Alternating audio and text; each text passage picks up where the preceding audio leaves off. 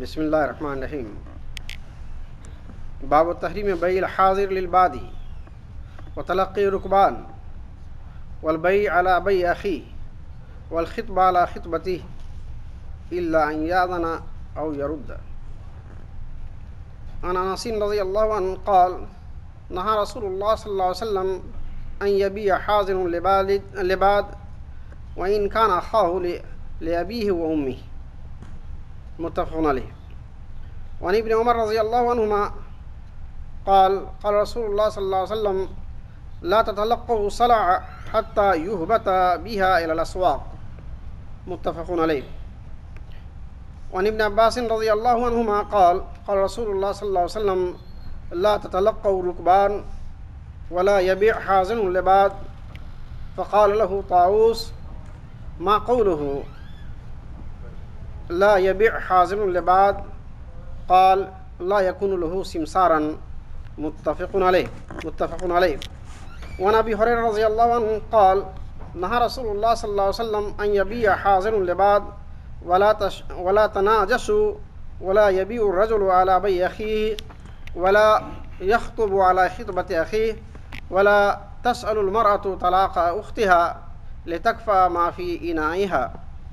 وفي رواية قال نهى رسول الله صلى الله عليه وسلم عن التلقي وأن يبتاع المهاجر للأعراب وأن تشترط المرأة طلاق أختها وأن يتساءم الرجل على صوم أخيه ونهى عن النجش والتسرية.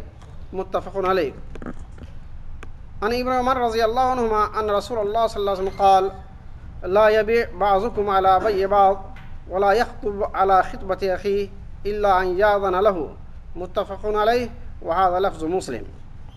وعن عقبة بن عامر رضي الله عنه قال أن رسول الله صلى الله عليه وسلم قال المؤمن أخو المؤمن فلا يحل لمؤمن أن يبتاع على بيع أخيه ولا يخطب على خطبة أخيه حتى يذر. رواه مسلم. انتهى الباب. ترجمہ و تشریح. آج ایک باب کا بیان ہوا اور چند حدیث میں نے زیادہ پڑھی ہیں مگر مفہوم تقریباً ملتی جلتی ہے اس لیے پڑھ دی. اور ایک باب سے متعلق بات یہ ہے کہ شہری کا دیہاتی کا سودا کرنا، تجارتی قافلوں کا آپس میں تجارت کی غرض سے ملنا، اپنے بھائی کے سودے پر دوسرے بھائی کا سودا کرنا اور کسی کے منگنی پر شادی بیاہ کی پیش قدم جو باتیں ہوتی ہیں، دوسرے بھائی کا منگنی کا پیغام دینا، یہ سب کے سب حرام ہیں. مگر یہ کہ اگر وہ پہلا آدمی اجازت دے دے یا اس منگنی کو یا اس تجارت کو رد کر دے تب حلال ہے. یہ بات پہلے بھی گزر چکی ہے اور وہاں تفصیل سے بتا دیا گیا ہے. ابھی بھی بات سامنے آئی ہے تو کچھ باتیں عرض کر دوں گا چلتے چلتے. اور تقریباً ملتے جلتے احادیث ہے. پہلی حدیث حضرت انس رضی اللہ تعالیٰ عنہ کی روایت ہے کہ نبی کریم صلی اللہ علیہ وسلم نے شہر والوں کو دیہاتیوں سے خریدنے کی اور تجارت کرنے سے منع کیا، اگرچہ اس کا بھائی کیوں نہ ہو جو اپنے ہی ماں باپ سے پیدا ہوا ہو. یہ بخاری مسلم کی روایت میں ہے. یعنی بھائی سے یہاں تشریح کر دی اپنا خونی بھائی ہو، یہاں یہ تشریح کر دی ہے. تو اگر وہ بھی ایک شہر میں رہتا ہو ایک دیہات میں رہتا ہو تو دیہاتی سے شہر والے کاروبار نہ کرے. کس طرح سے اس کی تشریح نیچے آ رہی ہے. تشریح یہ ہے، میں کر ہی دوں، کہ شہری آگے جا کر دیہاتی سے ملے اور اس کو یہ کہے کہ تم اپنا سامان میرے پاس چھوڑ دے، میں اس کو بتدریج بیچ دوں گا. بعض علماء کے نزدیک اگر وہ سامان قیمتی اور عام ضرورت کا ہے جس کی صحیح قدر و قیمت دیہاتی کو معلوم نہیں ہے اور شہری اس کی واقفیت کی وجہ سے، یعنی دیہاتیوں کو معلوم نہیں ہے کہ شہر میں کیا ریٹ ہے، تو شہری دیہاتیوں کے اس بھولاپن سے، اس کی ناواقفیت کی وجہ سے اس کے سامان سستے داموں میں خرید لے گا اور یہ اپنی مرضی سے مہنگا کر کے بیچے گا. تو جو فائدہ شہریوں کو یعنی دیہاتیوں کو ملنا چاہیے، جس نے زراعت کی، جس نے کھیتی کیا، اس کو ملنے کے بجائے سارے کے سارے فائدہ تاجر کو مل جائے. یہ مقصد ہے، اس سے منع فرمایا. اگر یہ مطلب ہو کہ وہ جو ہے دیہاتی کو زیادہ معلومات نہیں ہیں، ہم اس کو گائیڈ کر دیں گے اور صحیح جگہ بھجوا دیں گے، تو اس میں کوئی حرج نہیں ہے، یہ جائز شکل ہے. اور صرف وہی شکل، پہلی شکل جو سستے بھاؤں میں لے لے اس کے بھولے پن سے اور مہنگے بھاؤں میں شہروں میں بیچے، تو اس وقت بھی بڑی حد تک اگر جو ہے اس کی نیت ہو دلالی کرنے کی تو یہ چیز ممنوع ہے. اگر وہ دلالی جس کی پہلی والی شکل جو بیان کی ہے کہ اس کو جو ہے واقفیت دینا ہے، اس کو علم دینا ہے کہ بھائی یہاں پر مت بیچو، اس جگہ بیچو، اس جگہ بیچو، وہاں اچھے پیسے ملیں گے، اگر اس طرح کی دلالی ہے تو یہ جائز ہے، یعنی گائیڈ کرنا مقصد ہے. دوسری حدیث کی طرف چلتے ہیں. حضرت ابن عمر رضی اللہ عنہما کی روایت ہے کہ رسول اللہ صلی اللہ علیہ وسلم فرمایا، تم سامانوں کو نہ ملو، یعنی سامان بیچنے والوں کو جا کے مت ملو، یہاں تک کہ انہیں بازاروں میں اتار لیا جائے. بازار میں آنے سے پہلے ہی کچھ سامان لوگ بیچ لیتے ہیں، یعنی ہول سیل والے خرید لیتے ہیں اوپر سے ہی اوپر. اب جب بازار میں آیا سامان تب اس کا اپنا ریٹ ہوتا ہے، ایک ریٹ ہوتا ہے، جتنا چاہے اس کا کنٹرول بازار میں ہے. کہا ایسا مت کرو، اس کو بازار میں آنے دو پھر سامان خریدو، اور تاکہ معلوم ہو جائے سب لوگوں کو کہ کیا اصل ریٹ ہے، اس میں منافع جتنے ہیں اتنے کر کے بیچ لو. تیسری حدیث کی طرف چلتے ہیں.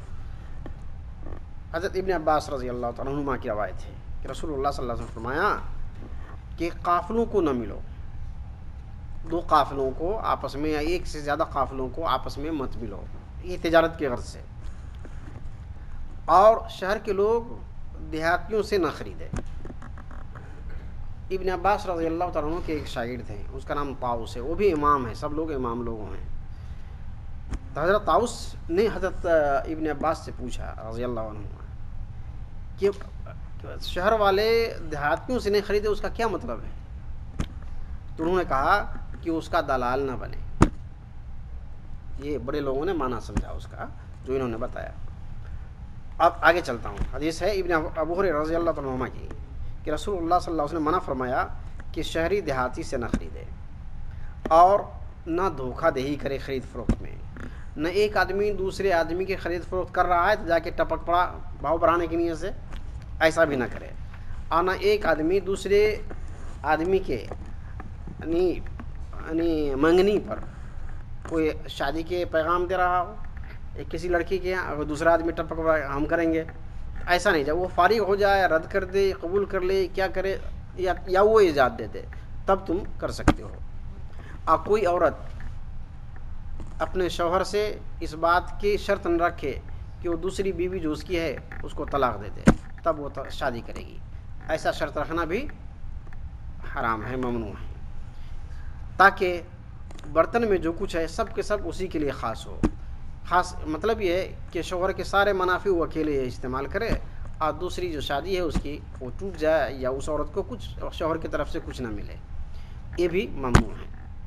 ایک اور روایت میں ہے رسول اللہ صلی اللہ علیہ وسلم نے بیان فرمایا کہ قافلوں کو آپس میں نہ ملے اور شہری لوگ دیہاتیوں سے نہ خریدے، اور بیوی یہ شرط نہ لگا دے کہ اس کی جو دوسری بہن ہے یعنی سوکن اس کو طلاق دے دے. اسی طرح کوئی مرد کسی دوسرے مرد کے بھاؤ پر دوسرا بھاؤ نہ کرے اور اسی طرح سے دھوکہ نہ دے. اسی طرح سے جو مویشی ہے، دودھ دینے والا مویشی، اس کے دودھ کو 4-5 دن مت دو. جب گاہک آتا ہے تو دیکھو اس کا تھن کتنا بڑا ہے، وہ دیکھنے میں اس کو لگتا ہے کہ جو ہے بہت بڑا تھن ہے، بہت دودھ دینے والا جانور ہے، یا کبھی دو کے بھی دیکھتا ہے تیرے بہت 10 لیٹر نکلا اور حقیقت میں کئی دنوں کا جمع تھا. یہ چیز رسول اللہ صلی اللہ علیہ وسلم سمجھایا یعنی آج سے 1400 برس پہلے یہ چھوٹی چھوٹی باتوں کو رسول اللہ صلی اللہ علیہ وسلم نے ہم کو ہدایت دی ہے. کتنی بڑی بات ہے. 2 روایت اور باقی ہے, ملتی جلتی ہے, ترجمہ کرتے نکلتا ہوں. حضرت ابن عمر رضی اللہ عنہما کی روایت ہے کہ رسول اللہ صلی اللہ علیہ وسلم نے ارشاد فرمایا کہ تم میں سے کوئی دوسرے کے خرید فروخت میں پر نہ خرید فروخت کرے, اور نہ دوسرے کے مینگنی کے پیغام پر تو اپنا پیغام دے, الا یہ کہ وہ ایجاد دے دے اس کی. یہ بخاری مسلم کی ہے یا مسلم کی روایت کے الفاظ ہیں. اور آخری روایت کی طرف چلتا ہوں. حضرت عقبہ بن عامر رضی اللہ عنہ کی روایت ہے کہ رسول اللہ صلی اللہ علیہ وسلم نے فرمایا کہ مومن دوسرے مومن کا بھائی ہے. کسی مومن کے لیے یہ حلال نہیں کہ اپنے مومن بھائی کے سودے پر سودا کرے, اور نہ اس کے پسند کردہ جو خاتون ہیں جس کا اس نے منگنی کی ہے اس پر کوئی دوسرا منگنی کرے. یہ بخاری مسلم کی روایت ہے.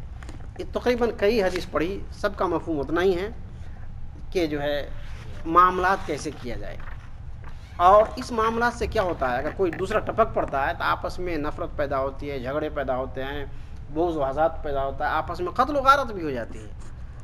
اللہ تعالیٰ ہم سارے لوگوں کو سنت رسول صلی اللہ علیہ وسلم کے مطابق زندگی گزارنے کی توفیق عطا فرمائے. سبحان ربک رب العزت عما یصفون وسلام علی المرسلین والحمد للہ رب العالمین.